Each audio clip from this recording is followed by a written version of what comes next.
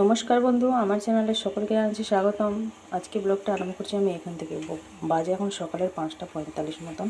চলে এসেছি রান্নাঘরে। এদিকে বসিয়ে দিয়েছি মুগের ডালটা, ভেজে বসিয়ে দিয়েছি, লবণ হলুদ দিয়ে দিয়েছি। অন্যদিকে একটুখানি চা করছি আমার জন্য। আজকে হঠাৎ একটুখানি চা খেতে ইচ্ছা হলো, সেই জন্য। আর এদিকে এই যে এক বালতি গরম জল বসিয়েছি আমার জন্য, শ্যাম্পু করবো বলে। পাইপলাইন জলে সেদিনকে সাপ্লাই জলে চান করেছিলাম, দেরি করে একটুখানি ঠান্ডা মতন একটুখানি লাগছে, মানে লেগে গেছিলো, ওই জন্য আজকে এই যে গরম জল বসিয়েছি। আমি থাক, আজকে অত ঠান্ডা জলে চান করবো না। এদিকে এই যে ফ্রিজের মধ্যে থেকে সব বের করে নিয়ে চলে এসেছি। দেখা যাক কী রান্না হবে। ডাল হবে, ওই একটা কিছু নিরামিষ তরকারি রান্না করবো, আর চিকেন হবে। এটাই আপাতত মেনু আছে। আজকে মায়ের আসার কথা, বাট টিকিট কোনো পাওয়া যাচ্ছে না। বাসাতে মার যেহেতু ঠিক ছিল না, প্রথমে বললো দেখি আজ যাব কি না যাব, বলবো আগে থেকে। তো কালকে হঠাৎ সন্ধ্যাবেলায় বলছে যে না, আমি ব্যাগপত্র সব গুছাচ্ছি, আমি চলে যাবো। তো ওরকম বললে তো টিকিট এখন পাওয়া যাচ্ছে না। কিন্তু দীঘা তার সে বসটা অত চলাচল নেই, মানে অত চলছে না আর কি, প্যাসেঞ্জার হচ্ছে না মনে হয়। যাই হোক, বেশি করে চা পাতা দেওয়ার কারণ হচ্ছে এটা, যাতে তাড়াতাড়ি চাটা দিতে হয়ে যায়। তো দেখা যাক কী হচ্ছে। কাকা তো ভোরবেলা গিয়ে দেখে খোঁজ নিয়ে এসছে, দুটো বাস তো চলেনি, আর একটা লাস্ট কাট। দেখা যাক ওইটা যদি চলে তাহলে মা আসবে, নাহলে আসতে পারবে। এবার কাটা সার্ভিস করে ওর মার অত কষ্ট হবে বলুন না। আমরা হলে একটা ঠিক আছে, নাহলে আবার সে নাহলে দীঘা থেকে বাগনান থেকে কলাতলা থেকে উদয়নারায়ণপুর, 3টে চেঞ্জ করতে হবে বাস। দেখা যাক কী হচ্ছে। এই যে ভাতটা এদিকে বসিয়ে দিয়েছিলাম, ভাতটা যেহেতু ফুটছে, ডালটা হয়ে গেছে, সাঁতলাবো। শিম আলু একটা তরকারি করবো, জলটাও গরম হয়ে গেছে। কি করব ভাবছি, চান করব। শুনু এদিকে দাঁড়িয়ে আছে, পড়তে বসবে এখন, আজকে যেহেতু ম্যাথ পরীক্ষা। বেজে গেছে পুরো 8:55। আর সকাল থেকে আমি চান করব, গরম জল করে ঠান্ডা হয়ে গেলে চান আর আমার হলোই না। কী করবো বলুন? সেই জন্য ভাবছি চিকেন কষাটা বসিয়ে দিয়ে তারপর নাহলে চান করতে যাবো, কিছু করার নেই। আলুটা ওদিকে ভাজা হয়ে গেছে, মশলাগুলো সব গ্রাইন্ডারে করে নিচ্ছে, রান্না করে অবস্থায় রেখে। তার মধ্যে এই যে বাসনগুলো সব মাজা করে নিলাম, চায়ের বাসন আর রান্নার বাসন টুকিটাকি। এই যে ডালটা করেছি, এদিকে এই যে শিম আলু ধনেপাতা টমেটো দিয়ে সব একটা ঝাল মতন করেছি। চিকেনটা হলেই হবে। চিকেনটা এই যে হচ্ছে, পেঁয়াজটা ভাজছি। যাই হোক, বাবা এসেছিলো মুড়ি খেতে, তো বাবাকে বললাম বাবা গিয়ে একটুখানি এনে দেবে, তাহলে আমাকে আবার সেই যেতে হবে। বাবা যাই হোক এনে দিয়ে তারপরে এইমাত্র মুড়ি খেয়ে গেল। যাই হোক, আমার একটা কাজ কমিয়ে দিয়ে গেছে অনেকটাই। এই কাজটা ছিল সবথেকে বড় কাজ, বাজার থেকে গিয়ে চিকেন আনা কাজটাই ছিল সবথেকে বড়। জল আমার ঠান্ডাই হয়ে গেল। আর 14বার কারেন্টটা যাচ্ছে আসছে। তার মধ্যে এক বালতি কাপড়ও কেচে নিয়েছি। গোটা গরম মশলাটা একটুখানি শিলেতে বেটে নেবো। গোটা গরম মশলাটা দিলে বেশ স্বাদটা একটু মানে ফ্লেভারটা একটু আলাদা মতন লাগে আর কি। স্যান্ডটা বেশ ভালোই লাগে। প্রথমে এই যে পেঁয়াজটা ভেজে নেওয়ার পরে চিকেনও দিয়ে দিচ্ছি, এর মধ্যে একটুখানি হাই ফ্লেমে ভেজে নিচ্ছি, তারপরে মশলাটা অ্যাড করবো। বেজে গেছে এই 10টা 15। শুনু আমি দুজনে রেডি, শুনুও রেডি, ওদিকে এই যে জুতো পড়ছে, আমিও রেডি। দুটো যেমন তেমন করে নাকে মুখে গুঁজে দিয়ে এই যে বাসনগুলো সব মেজে দিলাম, যেহেতু খেয়ে যাবে না। ওর এঁঠো বাসনটা আমি ফেলে রাখি না, স্কুলে গেলেও মেজে দিই। আর এটা যেহেতু পরীক্ষা,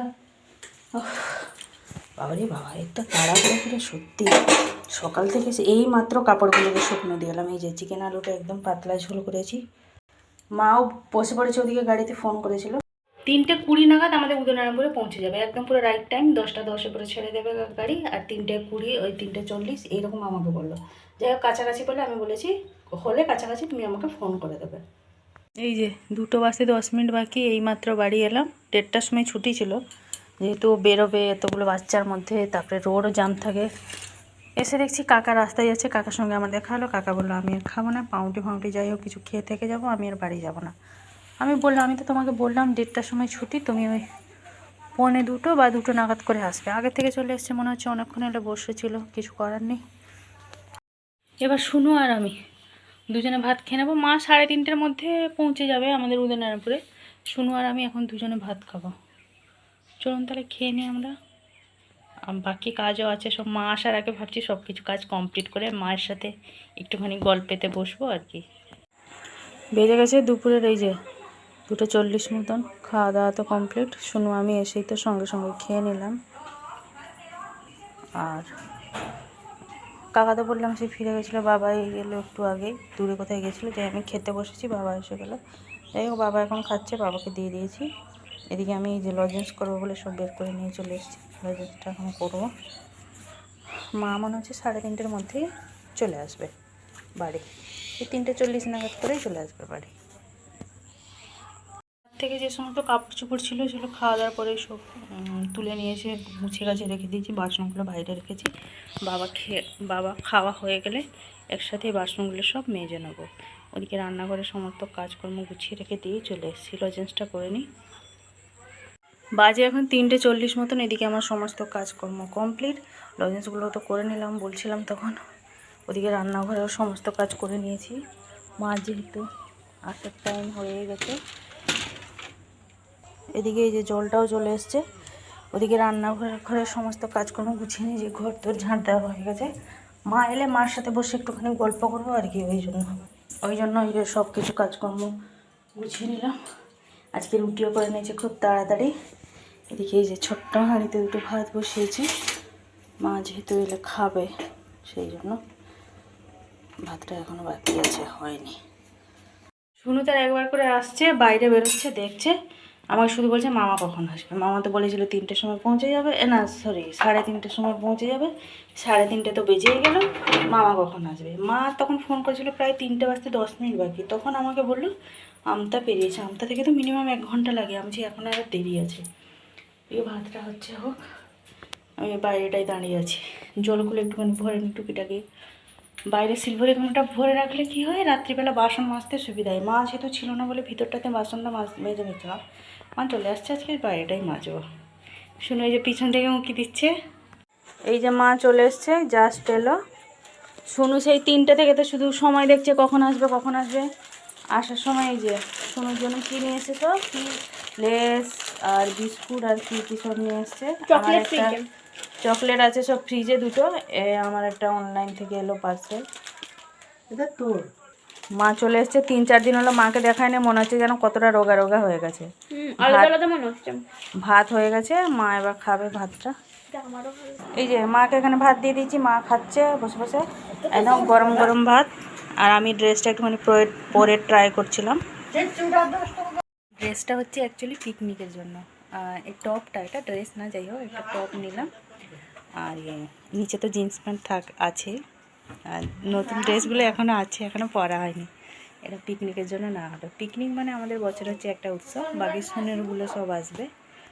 শোনো এখানে খুলছে চকলেটটা, আমি বলছি বের করে একটুখানি খাবো। আচ্ছা ছেড় না রে বাবা, সেই তো পেটে যাবে নাকি? না না, একটু সুন্দর করে খুলবো। অত ডিজাইন করে খুলতে হবে না। আবার এখানে কাঁচিও দরকার হয়ে যাচ্ছে, হাতে হবে না বলে।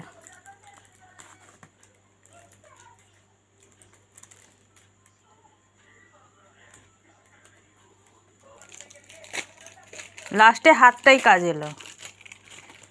ফ্রিজের মধ্যে রাখা ছিল, এই যে এখন বের করলে। শোনো পুরোটা আমার। শোনো ওদিকে ওই যে টিভি দেখছে, মা এখন বসে গল্প করছে। আমি এইখানটা বসেছিলাম, মা এখন ওই যে ওইখানটা বসে গল্প করছে।